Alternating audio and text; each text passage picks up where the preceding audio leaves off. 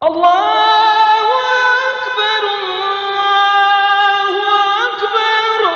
Sila subscribe atau langgan video-video terbitan sertifikat kami. Terima kasih. Tingkatan kita sebagai orang awam itu ya tingkatan taklid. Maknanya taklid itu apa? Mengikuti. Taklid itu maknanya mengikuti.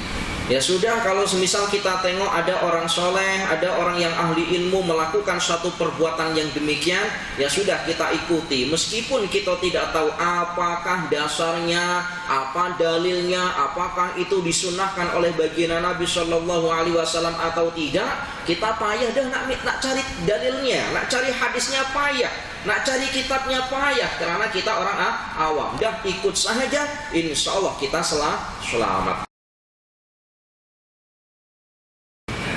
Bismillahirrahmanirrahim. Assalamualaikum warahmatullahi wabarakatuh.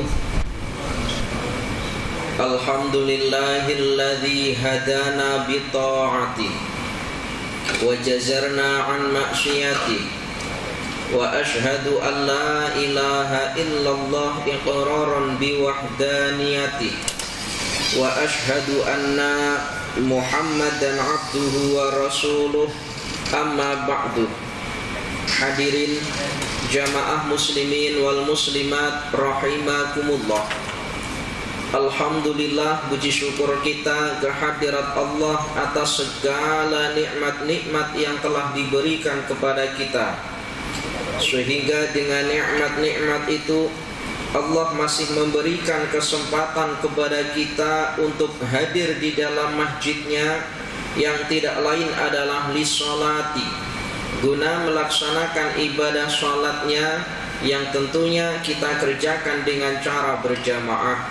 Semoga masjid yang sekarang kita duduk di dalamnya ini kelak di hadapan Allah akan menjadi saksi bahwa kita selama hidup di dunia termasuk golongan orang-orang yang soleh dan solehah. Allahumma amin ya rabbal alamin.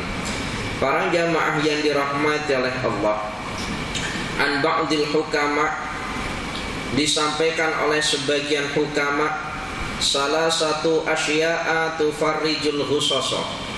Ada 3 perkara yang mana 3 perkara ini boleh menghilangkan kesusahan. Apa saja 3 perkara yang boleh menghilangkan kesusahan? Meskipun dalam kalimat yang lain nanti selepas ini Syekh Nawawi Al-Bantani dalam kitab yang sama beliau mengutip perkataan daripada Abdullah Al-Antaki. Itu bukan hanya setakat 3 perkara yang boleh menghilangkan kesusahan, namun ada 5 perkara. Namun dalam yang awal ini Syekh Nawawi mengatakan ada 3 perkara. Apa saja 3 perkara yang boleh menghilangkan kesusahan? Yang pertama kata beliau, zikrullahi ta'ala bi ayyi sighatin kanat ka ayyakula katsiran la ilaha illallah wa la haula wa la quwwata illa billah. Yang pertama adalah zikrullahi ta'ala, berzikir kepada Allah Ta'ala dengan mana-mana sighat zikir. Dan banyak orang yang berzikir dengan mengucapkan kalimat la ilaha illallah wa la haula wa la quwwata illa billah. Kenapa dengan kalimat la ilaha illallah? Sebab diterangkan bahwa afdalu zikri, utama-utamanya zikir itu adalah kalimat la ilaha illallah. Para jamaah yang dirahmati oleh Allah, kalau kita tahlil para jamaah, biasanya kalau tahlil itu ketika mengucapkan kalimat sebelum, jadi imam sebelum memandu atau mengarahkan kita untuk mengucapkan kalimat la ilaha illallah, itu ada kalimat yang disampaikan dengan kalimat bunyinya begini, qad aflaha man qala la ilaha illallah. Itu maknanya apa? Qad aflaha man qala la ilaha illallah. Qad aflaha man, sungguh aflaha, sungguh berjaya atau sungguh bahagia. Qad aflaha man, sungguh bahagianya orang atau sungguh berjayanya orang. Qala, yang mengucapkan kalimat la ilaha illallah. Jadi imam itu ketika mengucapkan kalimat qad aflaha man qala, sungguh bahagia betul orang yang mengucapkan kalimat la ilaha illallah. Mungkin ketika membaca suratul Fatihah, surat Al-Ikhlas, surat Al-Falaq, surat An-Nas, mungkin kurang khusyuk atau mungkin tak do baca. Tapi ketika kalimat dikatakan qad aflaha man qala la ilaha illallah, semuanya membaca kalimat la ilaha illallah. Nah, kemudian ketika kita tahlil para jamaah, ketika kita tahlil, tepat kita membaca kalimat la ilaha illallah, itu janganlah kita cepat-cepat doh. Jangan.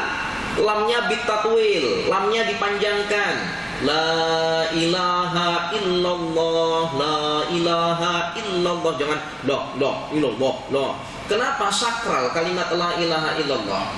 Kalimat la ilaha illallah itu adalah kalimat sampai dalam hadis baginda Nabi sampaikan, man qala la ilaha illallah, sesiapa yang mengucapkan kalimat la ilaha illallah dakhalal jannah, yang masuk ke dalam surga. Kemudian dalam kalimat yang lain, miftahul jannah, kuncinya surga adalah kalimat la ilaha illallah. Lalu kita ucapkan dengan tak boleh illallah. Maknanya kita tidak hormat dengan kalimat la ilaha illallah. Para jamaah yang dirahmati oleh Allah. Jadi yang pertama, kata sebagian ulama, yang boleh menjadikan atau sesuatu perkara yang boleh menghilangkan kesusahan yang ada di dalam hati kita adalah dengan memperbanyak berzikir. Mana-mana zikir khasnya kalimat la ilaha illallah wala haula wala quwata illa billah. Kemudian yang kedua, waliqa'u awliyaihi minal ulama'i wassalihin, berjumpa dengan kekasih-kekasih Allah daripada golongan para ulama dan golongan orang soleh. Berjumpa atau berkumpul dengan golongan orang-orang soleh dan golongan orang-orang yang ahli ilmu. Kumpul kita, jumpa kita kumpul dengan orang yang ahlu ruhbah, nantilah ada keterangannya.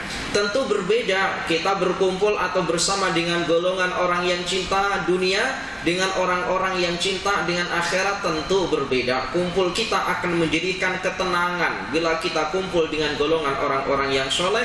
Kenapa? Sebab kalimat-kalimat yang terkeluar daripada lisannya terkadang mengandung kalimat-kalimat hikmah ataupun kalimat-kalimat nasihat, baik itu urusannya dengan dunia ataupun urusannya dengan akhirat. Para jamaah yang dirahmati oleh Allah.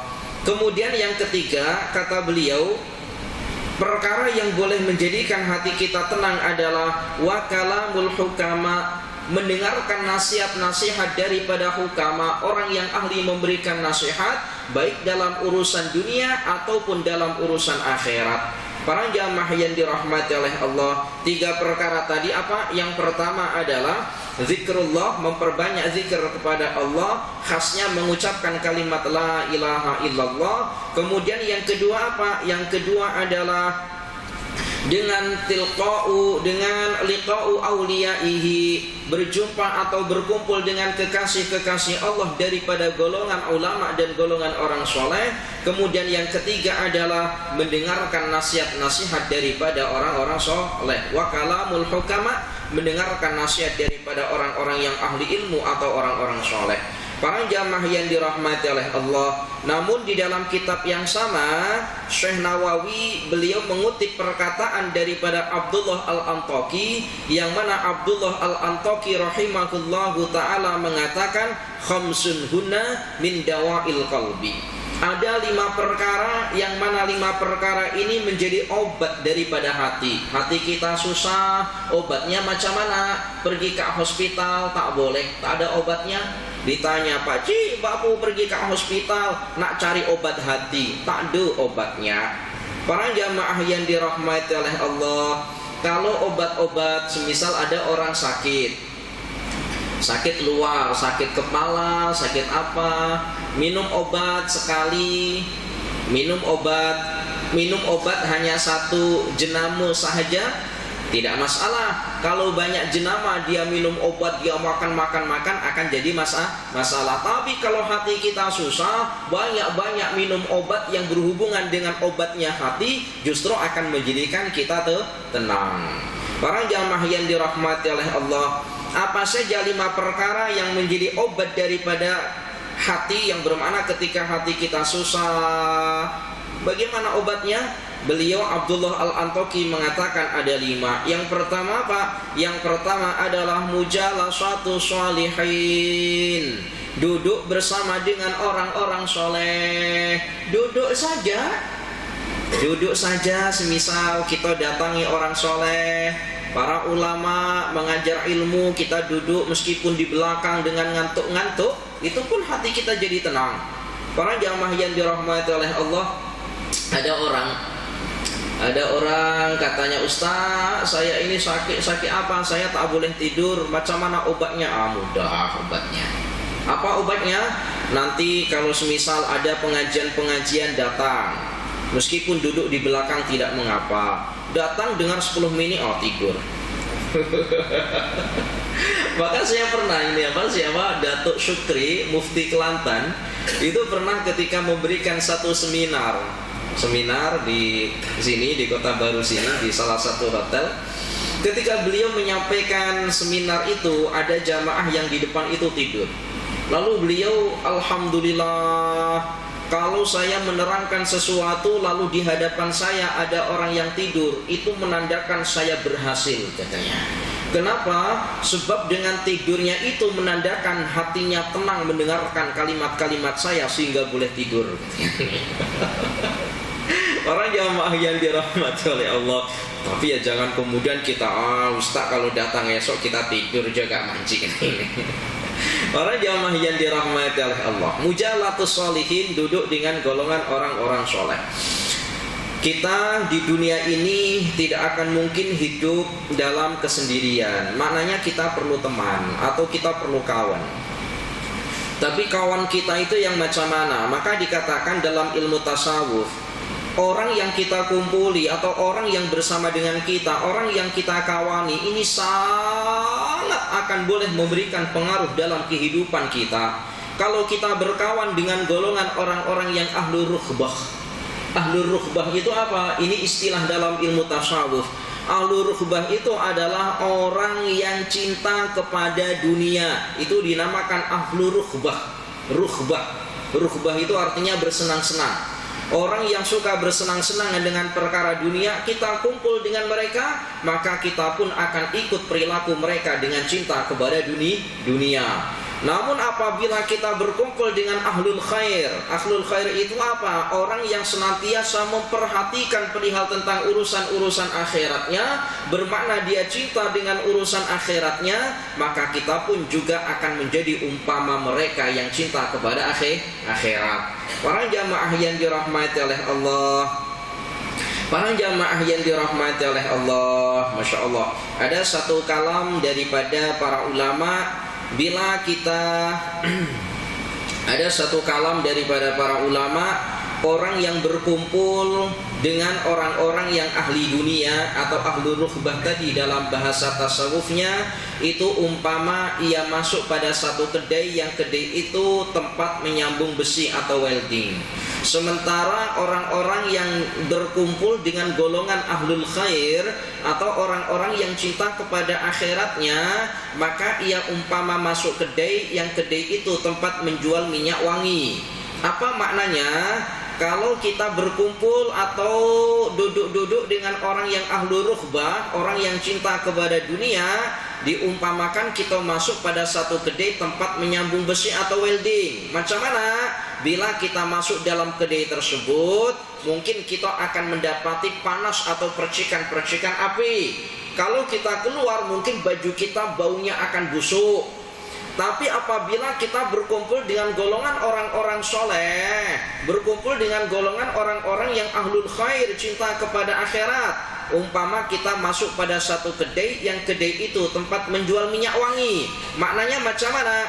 Bila kita tidak jadi beli minyak wanginya, meskipun kita tak jadi beli, bila kita keluar daripada kedai tersebut, kita cium baju kita harum baunya.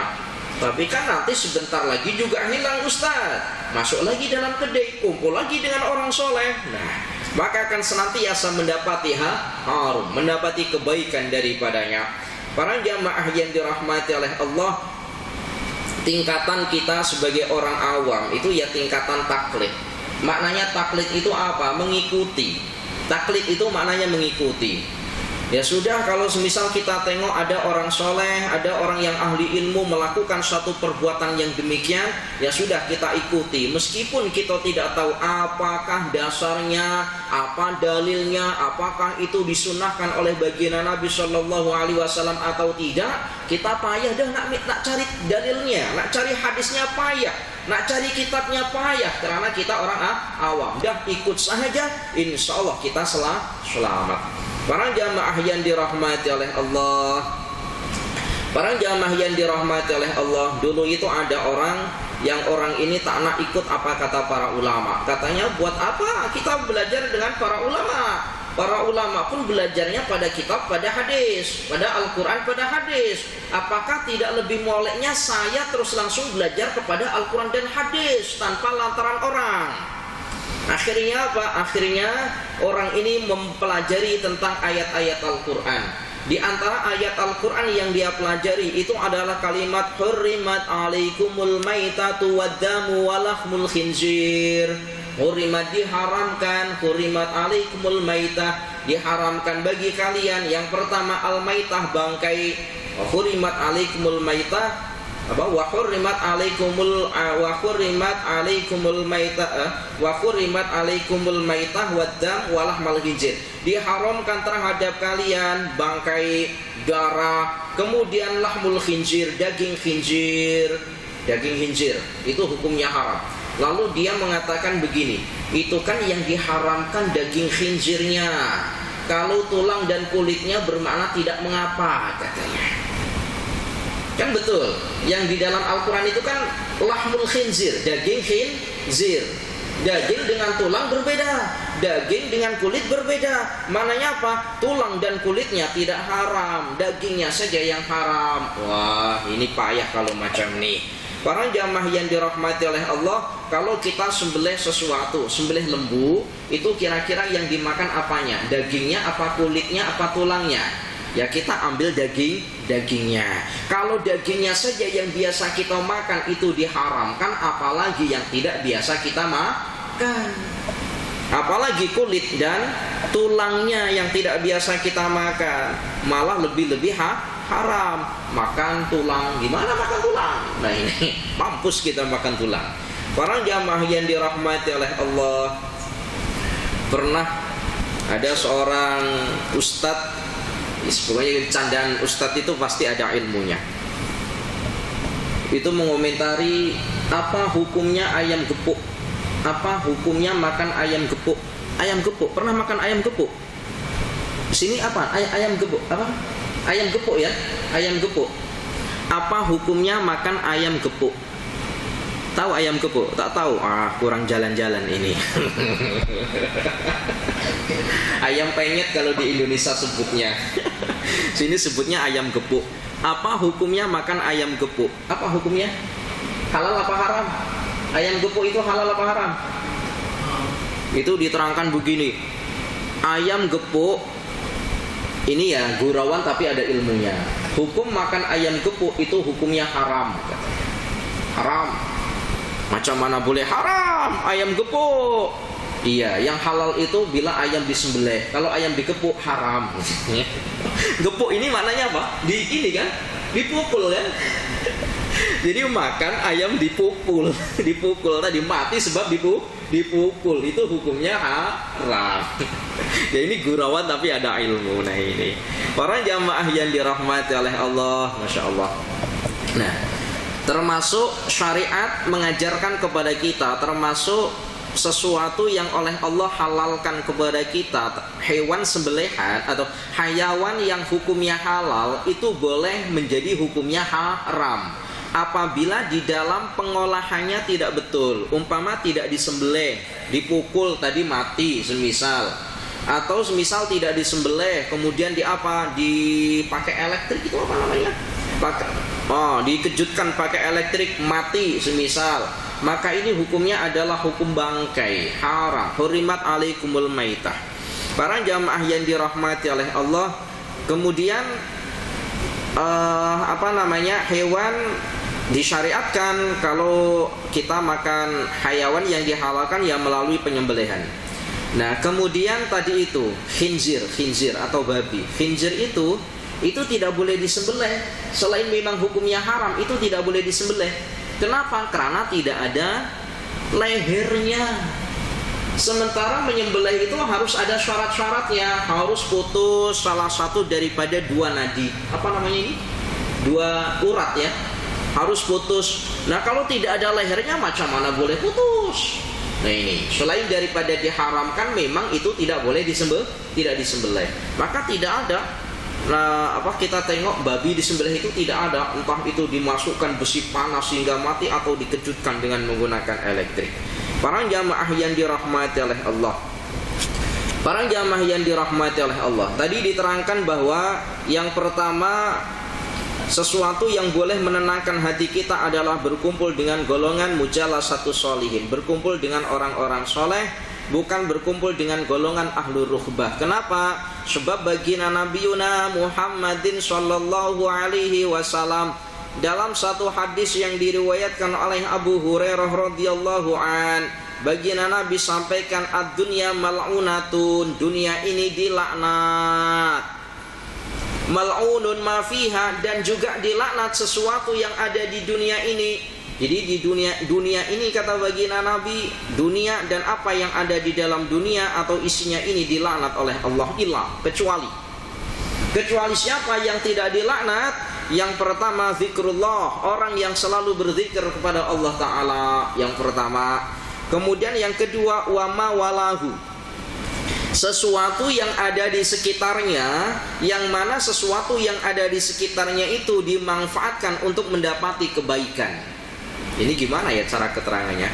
Sesuatu yang ada di sekitar kita, yang mana sesuatu yang ada di sekitar kita ini kita gunakan untuk kebaikan. Contohnya semisal macam nih, kita punya kereta, kita punya motor, kita punya harta. Kalau semuanya yang ada di sekitar kita atau kita miliki kita gunakan untuk kebaikan, untuk mendapati pahala, maka mengecualikan apa-apa yang oleh Allah laknat kepada kita. Karena bumi dan seisinya oleh Allah dilaknat, kecuali tadi itu. Yang pertama, orang yang selalu berzikir kepada Allah, sesuatu yang ada di sekitar kita yang kita gunakan untuk sesuatu yang sesuatu itu ada manfaat atau ada pahalanya. Para jamaah yang dirahmati oleh Allah, kita punya pisau.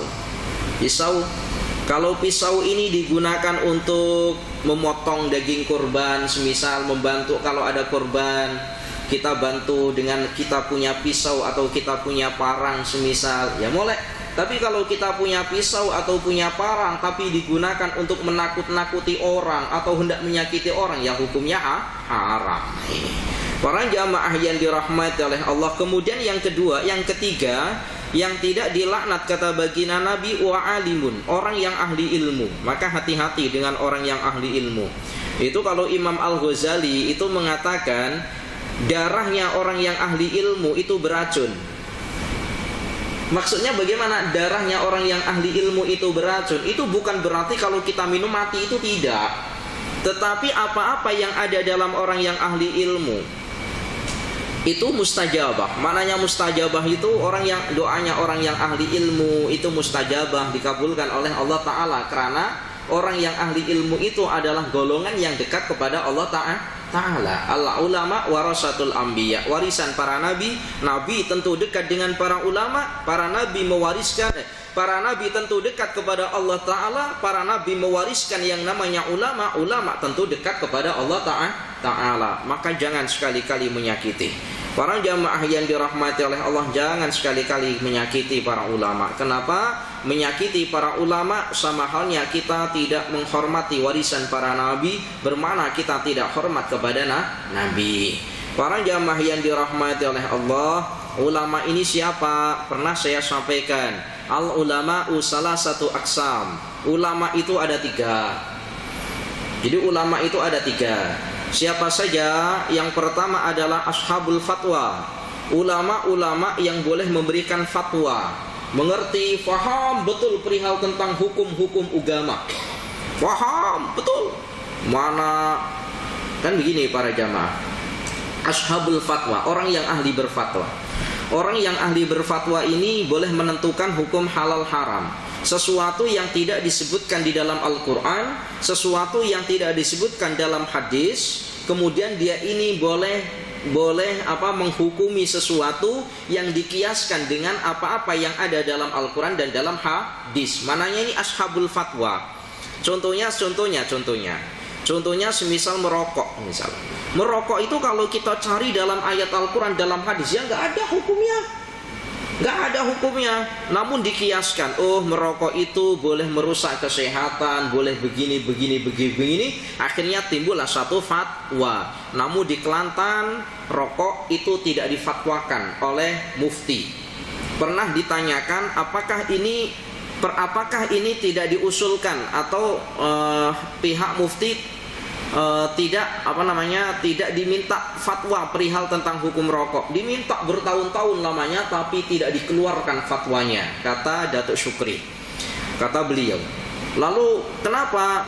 Beliau mengatakan biarlah merokok itu nanti, karena merokok itu tidak ada manfaatnya, jadi nanti biarlah masyarakat sendiri yang akan memberikan fatwa, menentukan hukumnya. Karena tidak ada manfaatnya, biarlah masyarakat sendiri yang menentukan hukumnya. Karena rokok itu tidak ada manfaatnya. Coba manfaatnya merokok itu apa? Selain daripada membersihkan poket kita, apa manfaatnya? Rokok kan manfaatnya membersihkan poket. Orang jamaah yang dirahmati oleh Allah, itu ada jamaah Ustadz, merokok itu ada manfaatnya. Apa manfaatnya? Termasuk di antara manfaatnya merokok, orang yang biasa merokok itu rumahnya aman daripada pencuri, katanya. Macam mana boleh macam tuh? Iya Ustadz, sebab orang yang biasa merokok itu biasanya kalau malam batuk-batuk. Jadi malam-malam bila ada pencuri masuk rumah, pencuri itu tak jadi dah masuk rumah. Kenapa? Sebab dengar orang yang ada dalam rumah batuk-batuk, dikira tak tidur lagi. Padahal batuk-batuknya itu ketika tidur. Nah ini orang jamaah yang dirahmati oleh Allah. Para jamaah yang dirahmati oleh Allah, ya tentu ada sebagian ulama mengatakan hukum makruh, hukum merokok itu minimal hukumnya makruh. Tidak ada yang mengatakan halal, pokoknya makruh. Makruh itu perkara yang tidak boleh karena tidak ada manfaatnya. Para jamaah yang dirahmati oleh Allah, kalau kita sudah terlanjur merokok, macam mana Ustadz? Saya ini sudah terbiasa merokok, payah dah nak terbebas daripada merokok. Sekurang-kurangnya kita tidak mengajarkan kepada anak kita untuk merokok. Misal kita orang tua, kita ini orang tua punya anak, kita ini biasa merokok. Kira-kira kalau anak kita merokok itu kira-kira kita macam mana? Nah, tak apa nak, merokok saja, ayah merokok juga. Atau kita larang, jangan nak, jangan merokok. Kira-kira macam mana? Maka begini, suatu pekerjaan, perhatikan ini, suatu pekerjaan molek apa tidak? Ustadz, saya ini punya pekerjaan. Apakah pekerjaan saya molek apa tidak? Itu tandanya macam anak muda tandanya. Kalau kita kerjakan di hadapan orang atau keluarga kita tidak malu, menandakan bahwa pekerjaan itu molek. Tapi kalau kita kerjakan di hadapan orang ramai dan keluarga kita malu, maka menandakan bahwa pekerjaan itu tidak molek. Rokok, semisal kita merokok di hadapan anak kita, di hadapan istri, semisal malu ketak kira-kira? Malu. Kalau malu berarti jawab sendiri. Orang jamaah yang dirahmati oleh Allah, baginda Nabi Muhammad sallallahu alaihi wasallam tadi bersabda, Ad-dunya mal'unatun mal'unun ma fiha, dunia ini dan seisinya dilaknat oleh Allah kecuali yang pertama yang senantiasa berzikir kepada Allah, semoga kita termasuk di dalamnya. Kemudian yang kedua, sesuatu perkara yang ada di sekitar kita yang kita gunakan untuk mendapati pahala. Kemudian yang ketiga, wa alimun, orang yang ahli ilmu. Dan yang keempat adalah wa muta'alimun, orang yang belajar ilmu. Orang yang belajar ilmu. Para jamaah yang dirahmati oleh Allah, belajar ilmu ini bukan hanya setakat pemuda, kanak-kanak. Belajar ilmu itu tidak terkhususkan pada umur-umur tertentu. Sampai bila kita belajar ilmu sampai ketika kita nanti hendak mati, maka saya sangat tersinggung sekali kalau ada orang yang orang itu mengatakan, Ustadz, saya sudah habis belajar. Tak ada kata habis belajar itu. Bukankah di dalam makalah itu dikatakan bahwa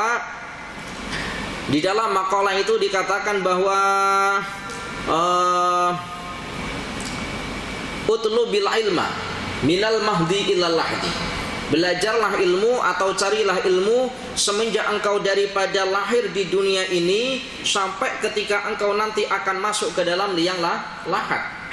Lalu ilmu apa yang pertama kali kita pelajari ketika kita lahir di dunia ini? Bukan tafsirnya, bukan Al-Qur'annya, bukan ilmu-ilmu yang lainnya. Yang pertama kali kita pelajari adalah kalimat tauhid. Ketika kita lahir, ayah kita mengumandangkan azan melalui telinga kanan kita dan mengumandangkan iqamat melalui telinga kiri kita. Maknanya kita sudah belajar kalimat tauhid semenjak lahir.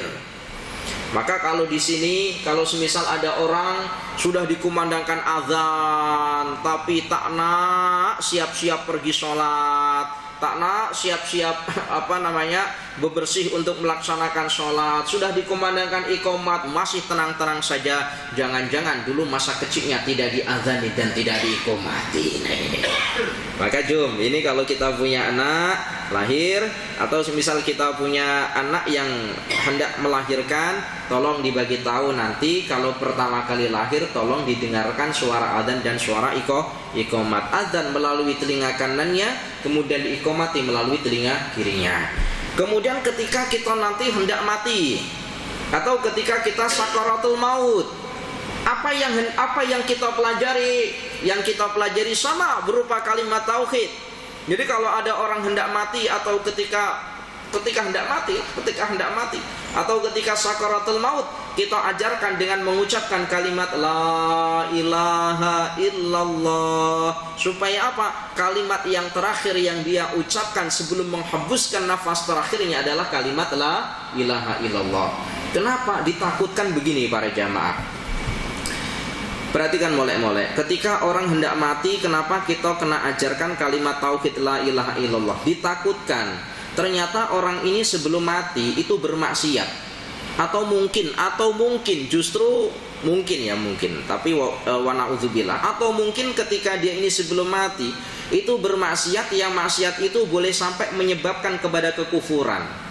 Maka kita harapkan sebelum dia mati dengan mengucapkan kalimat la ilaha illallah sehingga dia mati dalam keadaan membawa iman. Para jamaah yang dirahmati oleh Allah, bukan perkara mudah. Bukan hanya setakat sekali dua kali Ustaz tengok ada orang mati lalu anaknya ataupun istrinya dan keluarganya mengajarkan kepada orang yang hendak mati ini atau sakaratul maut dengan mengucapkan kalimat la ilaha illallah. Sulit lisannya untuk mengucap.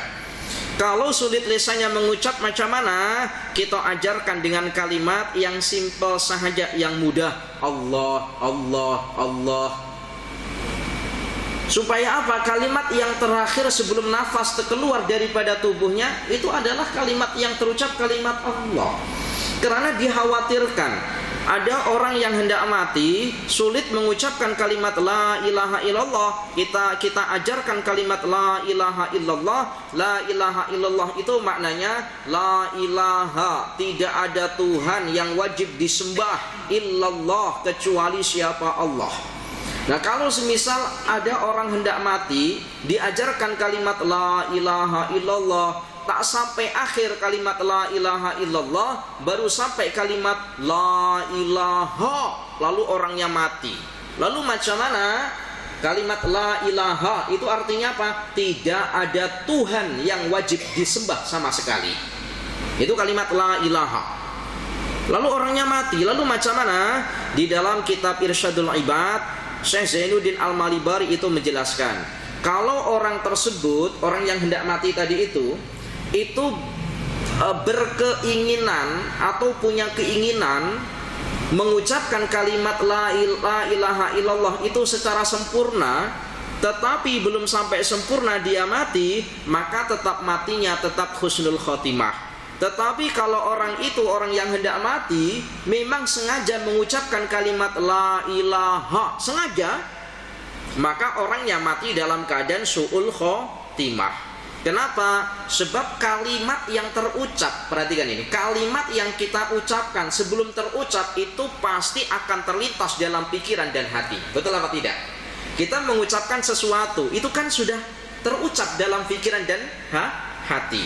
Nah ini, jadi kalau ada orang mati, orang hendak mati mengucapkan kalimat la ilaha illallah belum sempurna la ilaha, lalu dia mati, maka matinya macam mana? Ditafsir.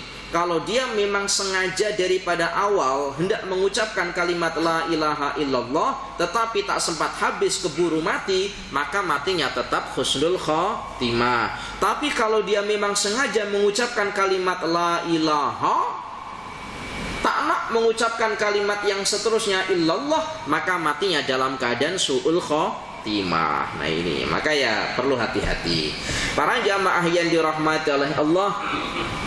Kemudian yang kedua, kata Abdullah Al-Antoki, yang boleh menjadikan hati kita tenang di saat hati kita susah, lalu menjadikan hati kita tenang, apa? Wa qiraatul Qur'ani, membaca Al-Qur'an. Para jamaah yang dirahmati oleh Allah, ada jawaban-jawaban orang-orang sekarang. Kalau hatinya susah, hati susah, macam mana cara mengobati hati susah? Orang-orang sekarang, apa jawabnya? Ustadz pergi mancing, katanya. Apa sini ada orang yang biasa pergi mancing? Pergi mancing Ustadz, katanya. Para jamaah yang dirahmati oleh Allah, wa qiraatul Qur'ani, membaca Al-Qur'an. Baginda Nabiuna Muhammad sallallahu alaihi wasallam. Jadi membaca Al-Qur'an itu, apakah kita harus memahami maknanya? Tidak harus. Membaca sahaja kita sudah mendapat pahala, tapi utamanya kita tadabbur, memahami makna apa yang kita baca. Karena berbeda ya.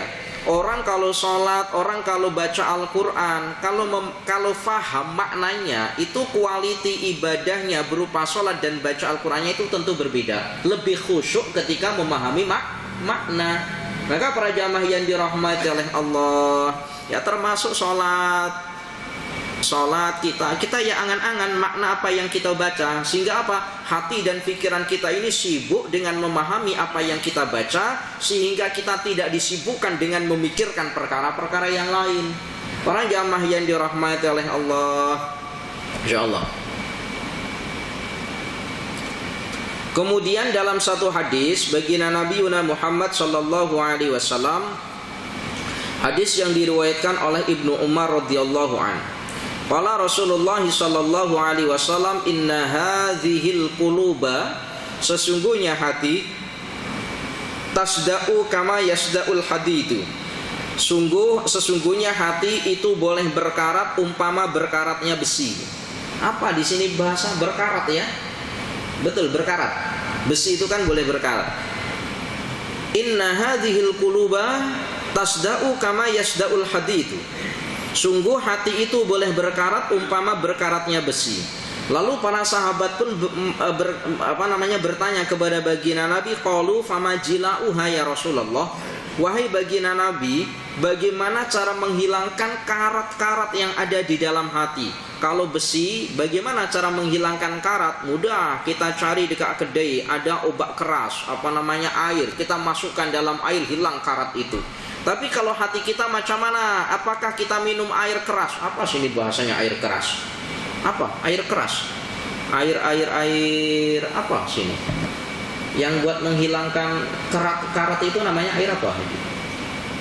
Tapi tahu ya, besi itu kalau semisal ini besi berkarat, kemudian dimasukkan pada satu air, entah ini air apa namanya, itu karatnya itu hilang. Itu disebut air apa namanya? Air asid, air asid. Nah, kalau semisal untuk menghilangkan karatnya besi itu boleh dengan menggunakan air asid. Tapi untuk menghilangkan karatnya besi, kalau menghilangkan karat yang ada di dalam hati, lalu macam mana? Apakah dengan kita minum asid mampus kita? Bukan hanya bersih hatinya, bersih seorang-orangnya, bersih di dunianya ini. Lalu bagaimana cara menghilangkan? Para sahabat pun bertanya, qalu fama jilauha ya Rasulullah, wahai baginda Nabi, lalu macam mana cara menghilangkan karat-karat yang ada di dalam hati? Maka qala, jawab baginda Nabi, tilawatul Qur'ani, membaca Al-Qur'an. Membaca Al-Qur'an. Para jamaah yang dirahmati oleh Allah, Ustaz nasihatkan, bacalah Al-Quran tiap-tiap hari meskipun 1 ayat 2 ayat, istiqomahkan. Ustaz, tapi saya boleh Ustaz baca Al-Quran 1 hari 5 juzuk? Apakah disarankan kita 1 hari baca Al-Quran 5 juzuk? Apakah disyorkan atau disarankan? Kalau Ustaz menyarankan tak payah. Tak payah. Kenapa? Sebab kita ini banyak sibuk, banyak kerja. Takut bila hari ini kita baca Al-Quran, sekali baca 5 juzuk, sekali duduk baca Al-Quran 5 juzuk, tapi selepas itu 1 tahun tak lagi baca Al-Quran. Maka istiqomahkan saja, sikit tapi istiqomah. Para jamaah yang dirahmati oleh Allah, wa khairu jalisin, dalam salah satu syair itu diterangkan, wa khairu jalisin la yamullu hadisuhu wa tajdaduhu yajdadu fihi tajammula. Ini syair. Wa khairu jalisin la yamullu hadisuhu wa tajdaduhu yajdadu fihi tajammula. Sebaik-baik teman yang boleh menemani ketika kita duduk, yang mana ia tidak akan menjadikan bosan, yang mana kita tidak akan menjadikan bosan bila kita berbual-bual dengannya. Apa itu? Al-Quran. Sebaik-baik teman yang boleh menemani kita duduk, dan bila kita berbual-bual dengannya, maknanya kita membaca Al-Quran, itu tidak akan menjadikan kita bosan. Bahasa sini apa namanya? Bosan. Itu hanya membaca Al-Quran, meskipun kita tak faham maknanya, akan menjadikan hati kita tenang. Itu hebatnya Al-Quran. Sama-sama kita baca tulisan Arab, yang satu tulisan Arab tapi kita dalam kitab Arab kita tak faham maknanya, kita baca. Dengan baca Al-Quran sama-sama kita tak faham maknanya, padahal sama-sama bahasa Arab. Beza ketak, beza.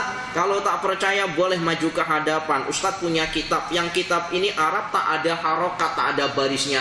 Baca. Apalah Ustadz, pening kepala. Tapi kalau kita baca Al-Quran meskipun tak faham maknanya, akan menjadikan hati kita tenang. Para jamaah yang dirahmati oleh Allah, wa tajdaduhu, dulu Abu Lahab dan Abu Jahal.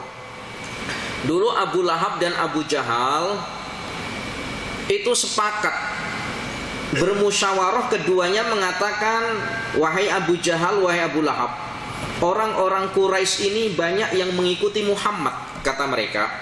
Orang-orang Quraisy ini banyak yang mengikuti Muhammad karena mendengar bacaannya Muhammad, bacaan Al-Qur'annya Muhammad. Lalu macam mana supaya orang-orang atau kaum kita tidak mengikuti Muhammad? Kita larang saja kaum kita untuk mendengarkan atau mendekati rumahnya Muhammad. Kalau ketahuan mendengarkan bacaan Al-Qur'annya Muhammad, kita hukum orang tersebut. Abu Lahab dan Abu Jahal ini pembesarnya orang Quraisy. Ternyata apa? Dalam salah satu kisah, ternyata apa? Ternyata suatu malam itu Abu Jahal itu ternyata rindu dengan suara bacaan Al-Qur'annya baginda Nabi.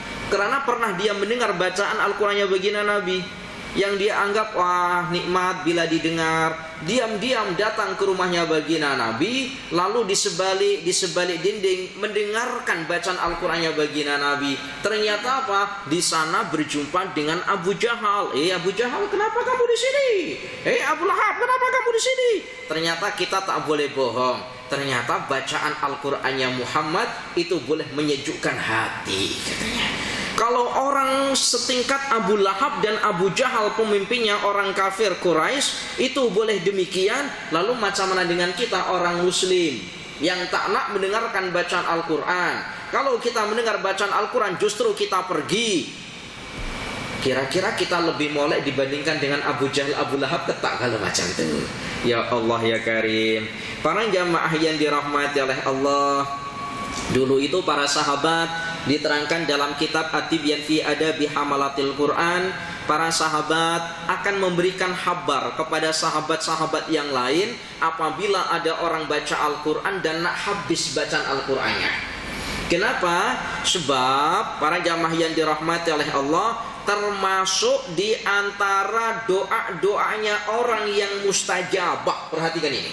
Termasuk di antara doa-doanya orang yang doanya mustajabah, didengarkan oleh Allah dan dikabulkan oleh Allah Ta'ala adalah doanya orang yang ketika mengkhatamkan Al-Quran. Jadi kalau ada orang khatam Al-Quran itu selepas khatam kan berdoa. Maka itu banyak para sahabat, tolong nanti kalau engkau hendak khatam Al-Quran dan hendak khatam Al-Quran, tolong bagi tahu saya nak mengikuti daripada doamu. Itu dulu semacam itu. Kalau sekarang kan kita malah justru lari. Lari. Para jamaah yang dirahmati oleh Allah, baginda Nabi berpesan kepada kita, Iqra'ul Qur'ana, bacalah Al-Quran, fa innahu ya'ti yaumal qiyamati syafi'an li ashabihi, karena Al-Quran itu nanti akan datang pada hari kiamat, akan memberikan syafaat pertolongan terhadap orang-orang yang ahli membacanya. Masya Allah, luar biasa. Para jamaah yang dirahmati oleh Allah, baca Nawwiru buyutakum. Satu lagi, Nawwiru buyutakum bitilawatil Quran. Baginda Nabi sampaikan, Nawwiru, sinarilah, buyutakum, rumah-rumahmu, bitilawatil Quran, dengan membaca Al-Quran. Kenapa? Wala tattakhidhuha kuburon, dan janganlah engkau menjadikan rumah-rumahmu umpama kubur gelap. Kama fa'altal Yahuda wan Nasara, sebagaimana yang dilakukan oleh orang Yahudi dan orang Nasara. Bacalah, Nawiru, sinarilah rumah-rumahmu dengan bacaan Al-Quran. Kenapa? Jujur para jamaah, rumah yang tidak pernah dibacakan Al-Quran, meskipun rumahnya besar, meskipun ada berpuluh-puluh elektrik atau berpuluh-puluh lampu, tapi kalau kita datang kepada rumah tersebut itu tidak akan menjadikan nyaman terhadap orang yang mendatanginya. Tapi kalau ada rumah meskipun rumah itu kecil, tapi senantiasa dibacakan Al-Quran, orang yang ada di dalamnya selalu baca Al-Quran, kita bertetamu di dalam rumah tersebut akan menjadikan hatinya tenang. Nah ini, para jamaah yang dirahmati oleh Allah, saya pernah masuk pada satu rumah. Ini cerita yang nyata terakhir. Masuk dalam rumah seorang jamaah, masuk dalam rumah, kemudian saya duduk, lalu saya tengok ada Al-Quran, yang Al-Quran itu diletakkan di atas pintu.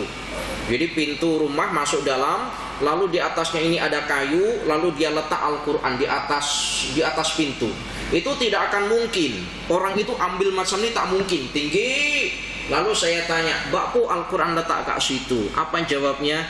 Ustadz, buat ajimat, supaya benda-benda yang tak boleh masuk. Ya Allah ya Karim, Al-Quran itu untuk dibaca, bukan digunakan ajimat. Para jamaah yang dirahmati oleh Allah, cukup. Insyaallah kita lanjutkan pada minggu hadapan, masih dalam bahasan yang sama, nasihat yang disampaikan oleh Abdullah Al-Antaki, khamsun hunna min dawa'il qalbi. Ada 5 perkara, yang 5 perkara ini boleh menghilangkan kesusahan yang ada di dalam hati kita. Salah satunya adalah mujalasatus sholihin, duduk dengan golongan orang-orang soleh. Kemudian yang kedua adalah qiraatul Quran atau tilawatul Quran, membaca Al-Quran. Al-afu minkum, mohon maaf apabila ada kesalahan. Assalamualaikum warahmatullahi wabarakatuh.